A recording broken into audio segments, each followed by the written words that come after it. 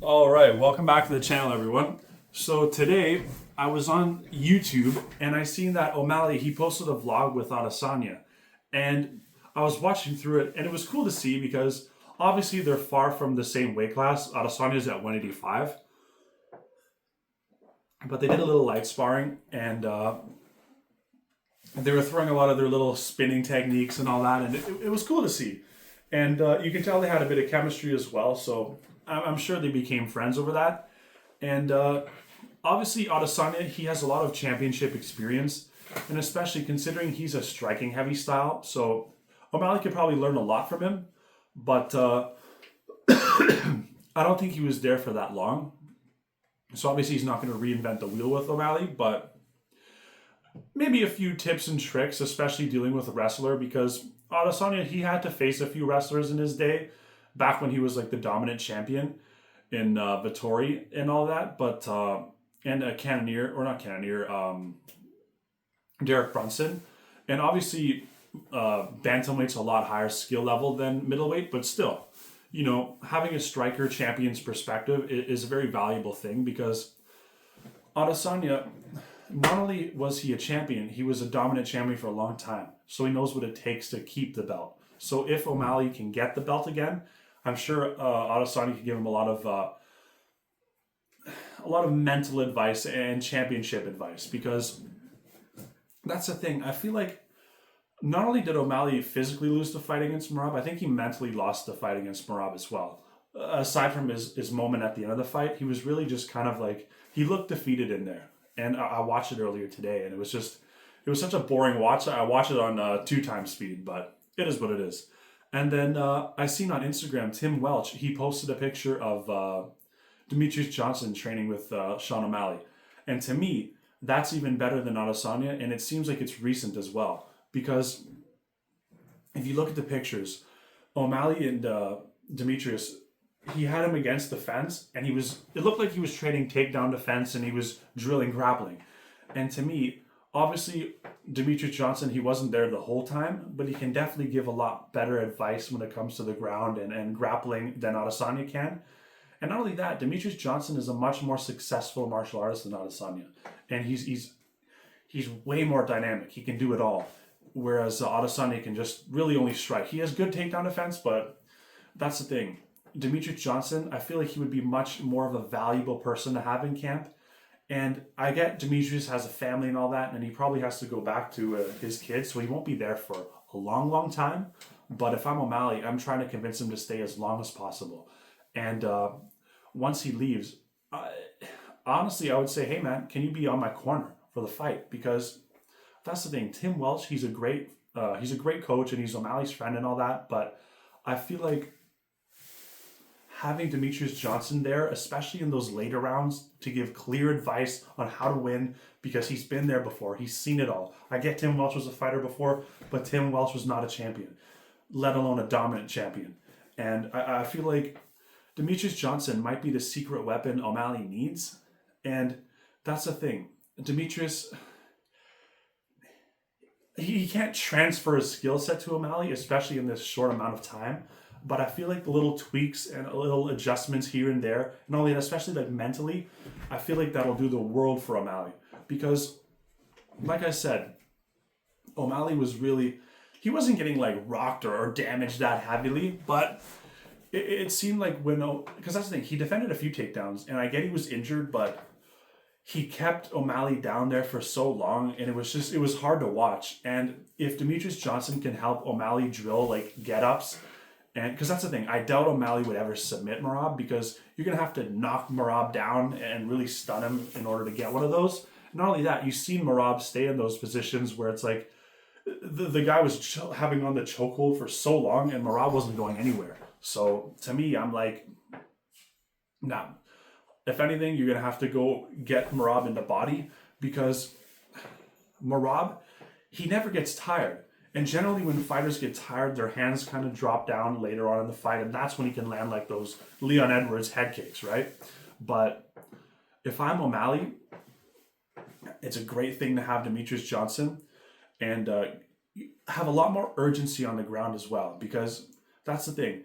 if you ever played Pokemon, like you know how you have like the leeching seed attack where it's like you plant those seeds against your opponent and then it just drains all their life force. That's literally what Merab does to every opponent. And not to say O'Malley has bad cardio, but Merab drains everybody. He made Umar look tired at the end of their fight, and that's the thing.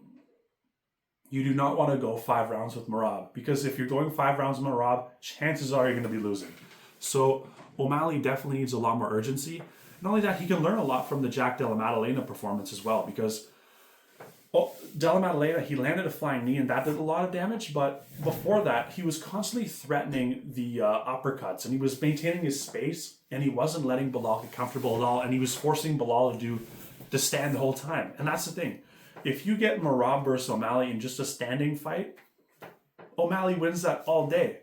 So O'Malley, obviously he won't be able to keep Merab from taking him down at all, but I definitely think he needs to manage his distance a lot better and be a lot more threatening as opposed to just kind of like letting Merab get him to the fence or just Merab just darted and took him down and he made it look so easy. And I really hope there's truth to the fact that he was injured because if not, then I think these odds could be even worse.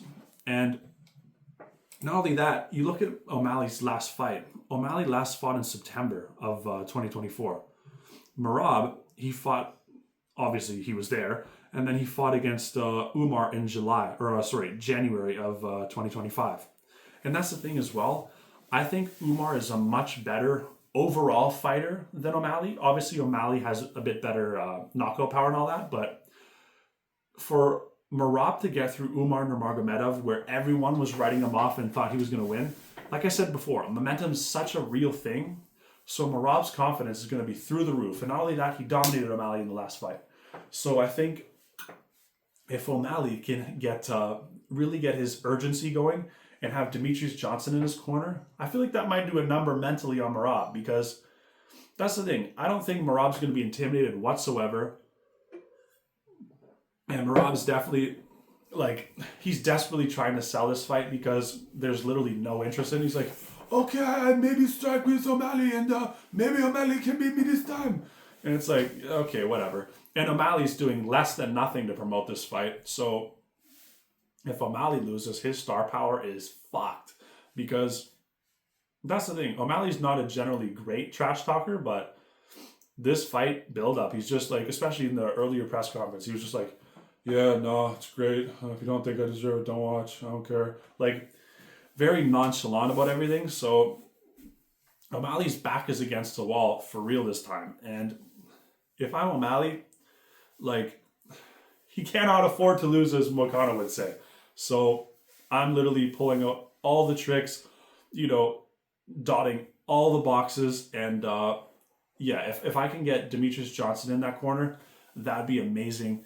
And I really hope O'Malley can get it figured out because I think the UFC kind of wants to get rid of these grapple heavy styles because as much as, it's not their fault that they're so dominant because, you should be able to take or defend their takedowns. It's kind of boring for the casual fans and the pay-per-views are really struggling these days. So if this fight has no hype and everyone just assumes it's going to be a wrestle fest, no one's going to watch. So O'Malley really needs to poke or patch those holes in his game because let's say he does beat Merab, he's going to have to fight Umar Nurmagomedov very soon. Obviously not the next fight because Umar needs to win one more, but there's a lot of wrestlers, even Corey Sandhagen, he's a good wrestler as well. So O'Malley really needs to patch those holes because if he just barely gets by Merab, if he wins, then a lot of these other guys with even better wrestling, because that's the thing, Umar, I would say he's a better wrestler than Merab because, or maybe better grappler because at least he goes for submissions and everything, you know what I mean? Whereas Merab just kind of like hold you down, little mini shots and stuff like that, whereas O'Malley's going to have to watch out for a lot of these submission threats as well in the future opponents. So honestly, I hope O'Malley wins, but I don't know. Will having Adesanya train with him and Demetrious Johnson train with him, will that be enough? Because, like I said, he's coming off inactivity, so I really don't know. I hope the best for O'Malley because I like the guy, but yeah, it's not looking good for him. And not only that, the card is kind of, it's not as bad as 315, but still, it could use some excitement. So yeah, hopefully things ramp up in the fight week, but you never know. And yeah, that's my thoughts. And like and subscribe, and see you guys on the next one.